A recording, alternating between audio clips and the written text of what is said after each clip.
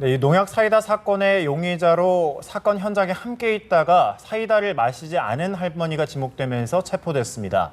할머니는 지난 밤사이 1차 조사에서 혐의를 부인하고 있는데요. 한편 수원 여대생 납치 살인 사건은 용의자가 자살을 했기 때문에 공소권 없음으로 결론이 났습니다. 하지만 범행 동기를 두고 우발적 살해인지 아니면 계획적 접근인지 의견이 분분한 상황인데요. 사건의 실체를 과연 밝혀낼 수 있을까요?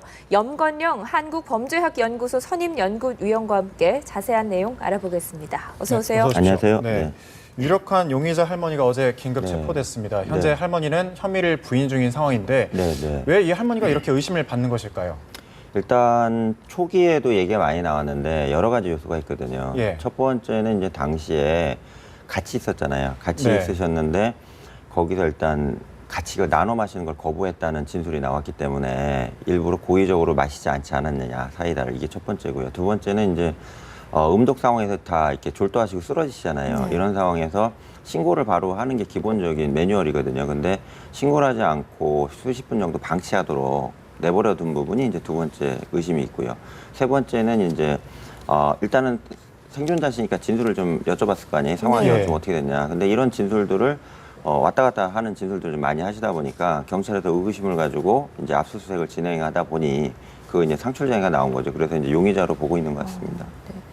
그 음료수를 마시지 않았던 이 할머니와 마신 후에 회복된 할머니의 진술도 조금 엇갈렸다고 하는데요. 네. 그런데 사실 일반적으로 생각해 보면 그 네, 자리에서 네. 뭐 음료수를 안 마시고 싶을 수도 있지 않겠습니까? 그래서 뭐 마신 것만으로도 이 사람이 용의자가 마시지 않은 것만으로도 네, 용의자가 네, 네. 돼야 하는가, 이런 부분도 생각해 볼 수가 있을 것 같은데요. 그러니까 이 부분은 좀 조심스러운 부분이 있어요. 네. 그러니까 이 할머니가 지금 현재는 그냥 피의자 정도 되는 거죠. 그전 상황이고 이거 용의자나 확실하게 문제를 일으킨 범죄자라고 단정 지을 수 있는 상황은 아니거든요. 그래서 그 당시 상황에서 탄산음료를 싫어하시는 어르신들도 많기 때문에 네. 이걸 안 드셨다고 해서 범인으로 특정하는 거는 좀 말이 안 된다. 저도 이렇게 예. 생각을 합니다.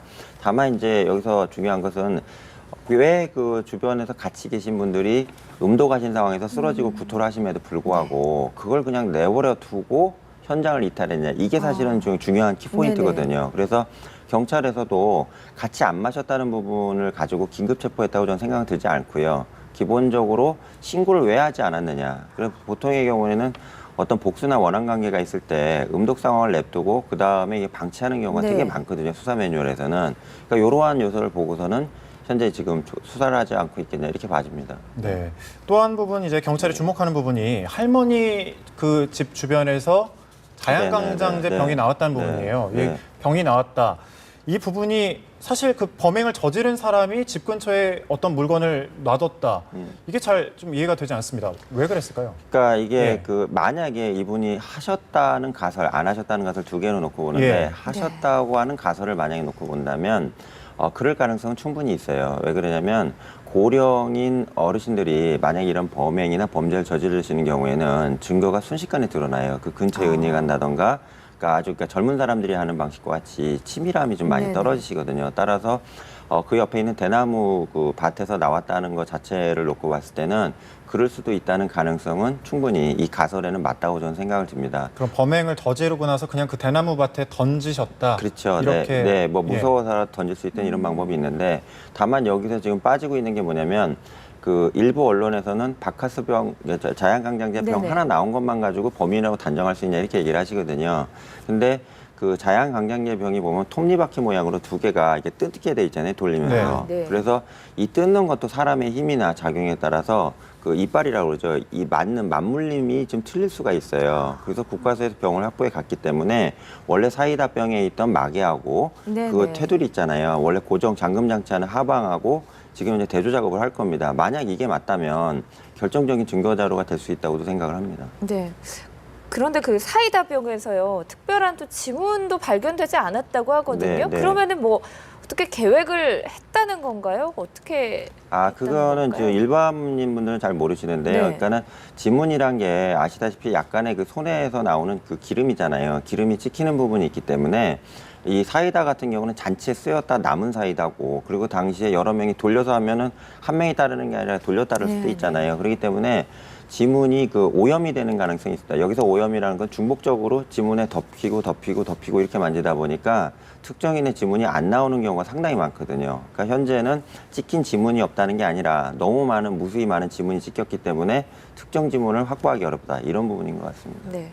그리고 또 이 할머니가 범행을 저지르고 현장에 계속 있었거든요. 네. 대부분 이제 범죄 현장에서는 피하려고 하는 게 뭐 용의자나 피해자들의 습성인데 네. 왜 그 자리에 있었던 걸까요? 그러니까 첫째는 이제 범인이 아니라고 놓은 가설을 놓고 봤을 때는 너무 당황하셔갖고, 사람들이 이제 쓰러지는 상황이니까 네. 너무 당황하셔갖고 겁이 나서 가만히 계실 수 있는 상황도 충분히 심리학적으로 가능해요. 근데 반대로 이제 범인이라는 가설을 만약에 놓고 봤을 때는 네. 피해자들이 크게 아프고 시간이 진행되면 이제 죽음에 이를 수 있는 게 살충제이기 때문에 그 시간을 기다렸을 수 있는 가설도 충분히 가능하다는 얘기입니다. 그러니까 양쪽으로 봐야 되는 거죠, 이 상황은. 예. 근데 이 살충제가 네. 실제로 그 무색, 그러니까 색도 없고 네, 네, 냄새도 나지 않았다고 합니다. 만약 이 할머니가 범인으로 가정을 한다고 치면 네. 그 실수여서 이제 저질렀다, 이렇게 볼 수도 있는 거 아닌가요? 만약 이게 실수다, 그렇지 않다에 따라서 네. 범죄의 경중이 좀 달라지나요? 그렇죠. 일단 실수해갖고 예를 들어서 과거에 보시면 뭐 옛날에 밀가루 모양으로 많이 돼 있었거든요, 농약들이. 예. 그래서 냉장고에 보관하셨다가 밀가루인 줄 알고 먹는 경우에는 과실치사가 되는 경우가 많은데, 의도적으로 만약에 음료수병에 넣었다고 하면 당연히 의도적 목적의 살인이라고 볼 수 있겠죠. 근데 이제 상황이, 이제 문제가 뭐냐면, 그 요즘에는 어르신들도 교육을 많이 받으시기 때문에 그 식용 음식들을 넣는 네. 냉장고에 농약이나 상출제 넣으시는 분이 거의 없으셔요. 아. 이게 네. 위험하다는 걸 너무 많이 알고 네네. 돌아가신 분들이 많기 때문에, 거기다 이 뚜껑 자체가 지금 일부 범죄 심리학자분들은 뚜껑에 표시해 놓은 거다, 이렇게 얘기하시는 분도 있어요. 원래 원사이다 뚜껑을 캡을 하는 게 네. 맞는데 독이 들어있는지 안 들어있는지 확인을 하기 위해서 일부러 그 자양강장제 뚜껑을 덮어놨다, 이렇게 주장하는 선생님들이. 사이다병에 자연강장제 네, 뚜껑이 그거는 돼 있는 독단계 건 확실히, 농약이다. 그렇죠. 예. 그러니까 그런 식으로 만약에 아주 나쁘게 해석을 한다면 의도적인 살인으로 볼 수 있는 여지도 충분하다는 거죠. 네. 범행을 이 할머니가 계속 부인하고 있고 거짓말 네. 탐지기 조사도 안 하겠다라고 하고 계시는 걸로 알려져 있는데, 지금까지는 이제 용의자 신분이신데 네. 피해자로 되려면 어떤 증거가 지금 더 나와야 되는 건가요? 피의자라고 이제 되면 거의 이제 이 사람이 거의 지목이 된 상태에서 이제 수사기관에 공격을 하는 거거든요. 네. 근데 그게 위해서는 확정적 증거가 있어야 돼요. 뭐 예를 들어서 주변에서 저 사람이 독을 타는 걸 봤다더라든가, 주변에 그 지금 다치신 분들이잖아요. 네. 그 어르신은 혼을 내겠다도 얘기한 진술이 나왔다든가 이런 게 있어야 되는데, 예, 안타깝게도 동네 주민들이 다 함구하고 계셔요. 아. 이거는 뭐냐면은 그 공범 효과라고 그래서 누군가 느낌은 좀 오는데 괜히 얘기했다가 동네 시끄러워질 것 같으니까 입을 전체가 다 침묵 네. 모드로 가는 이런 게 상황이 되거든요. 그러니까 경찰에서 처음에 너무 일찍 피의자 또는 용의자를 지목을 해놓고 네. 실행한 게 제가 볼 때는 약간 오류이지 않나, 이렇게 생각이 듭니다. 네. 다른 사건 하나 더 이야기해 네. 보도록 하겠습니다. 지난 14일에 발생한 수원 여대생 살인 네, 네. 사건. 네. 일단 이 용의자가 자살을 했기 때문에 공소권 없음으로 결론이 그렇죠. 지어질 네, 것 네. 같은데, 네. 사실 이 범행 동기를 두고도 여러 가지 말이 있습니다. 뭐 추측해 볼 수 있을 텐데, 전문가시니까 그래도 만약 무게를 둔다면 우발적이다, 아니면 계획적이다, 어느 곳에 더 무게를 두십니까? 저는 솔직히 그냥 예. 사견인데요. 계획적이라는 쪽에 좀 비중을 두고 있습니다. 개인적으로는. 그 이유가 뭐냐면, 네네.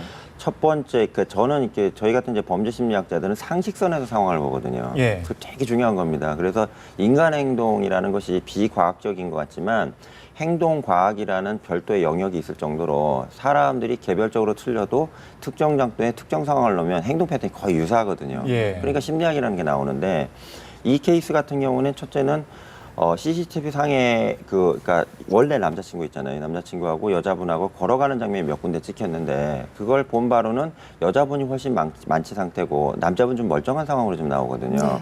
그랬을 때 물티슈를 사와라, 갑자기 모르는 남자 와서 예. 얘기하면 그 여자친구를 놓고 가는 거에 대해서는 압도적으로 말이 안 된다고 얘기가 나오고 있거든요. 이게 지금 첫 번째 상황이 그게 구면이 아니냐, 이런 의문이 있는 거고, 두 번째는 이제 여자분하고 그 사고가 난 그 화장실 있잖아요. 네. 그 돌아가신 분, 그 네. 피의자분의 그 사업소에 있는 그 사업장에 있는 화장실에서 교살당한 걸로 좀 나오는데, 거리가 한 1km 정도 돼요. 그럼 1km를 성폭행을 목적으로 만약에 했다면 다수가 주장하는 그 1km를 어떻게 데려가냐는 얘기예요. 그건 불가능합니다. 대부분은 근처에 있는 모텔이나 골목, 심지어는 자기 차량 안에서 네. 일을 벌리게 돼 있는데 이 여성도 지금 차에 싣고 거기까지 간 걸로 지금 얘기 거의 나오고 있거든요. 상황 자체가. 그럼 차에서 싣고 뭔가 일이 벌어지는 게 오히려 패턴에 맞는 것이지 본인이 지목될 수 있는 자기가 근무하는 회사의 화장실로 여성을 끌고 갔다는 것 자체가 또 지금 말이 안 된다고 보는 거고요. 네. 세 번째는 통상적으로 성폭행을 할 때 여성들을 그렇게 심하게 구타하거나 이렇게 거의 죽음에 몰릴 정도로 잔혹한 폭행을 안 하거든요. 근데 변기가 좌변기 자체가 완전히 금이 가갖고 드러나 있고요. 예. 타일이 부서질 정도면 이건 완전 난투극이거든요. 네네. 그러니까 이런 상황을 계속 놓고 본다면 성폭행 가능성은 좀 낮지 않냐. 뭐 알고서 공격을 한 거 아니냐. 이런 의구심들이 많이 제기될 수밖에 없는 거죠. 네. 그 사인이 목졸림으로 네, 교사입니다. 나타났는데 말씀하신 것처럼 그 육안상으로는 성폭행 피해가 나타나지 않은 것으로 확인이 네. 되는데 그렇다면은 성폭행을 위한 접근이 아니라 처음부터 살해할 목적으로 접근했다 이렇게 추적을 해볼 수도 있는 그렇죠. 건가요? 어차피 뭐 상황 자체가 공소권은 없음이 됐기 때문에 수사기관에서는 더 이상 뭐 개시를 안 하려는 이런 의지가 있지만 중요한 것은 돌아가신 분, 그러니까 지금 용의자 또는 피의자로 주목된 남자분을 제끼더라도 네. 돌아가신 여자분이 왜 돌아가셨는지에 대해서 원인을 정확하게 파악하는 것은 제가 볼 때는 국가기관이나 우리나라의 기본적인 의무라고 생각을 합니다. 왜? 그 범인이 죽었다고 해서 사건을 그냥 덮어버리면 상황이 미궁에 빠지면 다 끝나는 상황 아니겠어요? 저는 이건 말이 안 된다고 보고요. 제가 봤을 때는 성폭행보다는 어떤 다른 상황, 그것까지는 추정을 뭐 다방면으로 할 수는 없겠지만 통신 내역 추적이나 뭐 계좌 추적, 혹시 두 분 간에 뭐 돈이 오간 게 있다던가 통신이나 이메일 감청을 통해서 혹시라도 아는 사이였다면 그 아는 사이에 어떤 일이 있었는지를 밝히는 것은 경찰에서는 추가적으로 할 부분이라고 저는 생각을 하는 거죠. 네. 앞서 이제 CCTV 이야기를 잠깐 했었는데 네. 경찰이 그 확보한 CCTV에도 이 범인이 네. 그러니까 범인이 이 여대생이 있는 곳을 계속해서 왔다 갔다를 했었습니다. 8번 왔다 갔다 네, 했고 네, 또 네. 사무실도 한 2번 정도 네. 왔다 갔다 했었습니다. 그러면 이 여대생을 아예 특정을 하고 그 살인을 했다. 이렇게 두고 봐야 될까요? 아니면 저는 솔직히 예. 그렇게 봐요. 왜 그러냐면 성폭행범들을 제가 이제 그 보호관찰소나 데서 교육을 많이 하거든요. 정말 많이 봅니다. 저는 그러니까 일반 학자분들에 틀려서 그 강간을 저지르거나 예. 이런 분들 너무 많이 만나게 되는데 이분들 대부분이 그 범행 동기는 랜덤이에요. 영어로 얘기해서 죄송하지만 그러니까 무작위로 가다가 술 먹고 쓰러져 있는데 주변에 보호자가 없고 내가 이 사람을 업어가도 모르겠다. 이게 일반적인 패턴이거든요. 근데 그 수원역 앞에서 그 여자분을 2시간 동안 왔다 갔다 하면서 지목에서 따라다녔다는 건 지금 CCTV에 확실하게 나오는 부분이기 때문에 예. 이걸 놓고 봤을 때는 그 여성을 공격 대상에 그러니까 표적으로 지목해서 따라가지 않았겠느냐 이런 가설이 지금 설득력을 얻고 있는 거죠. 네.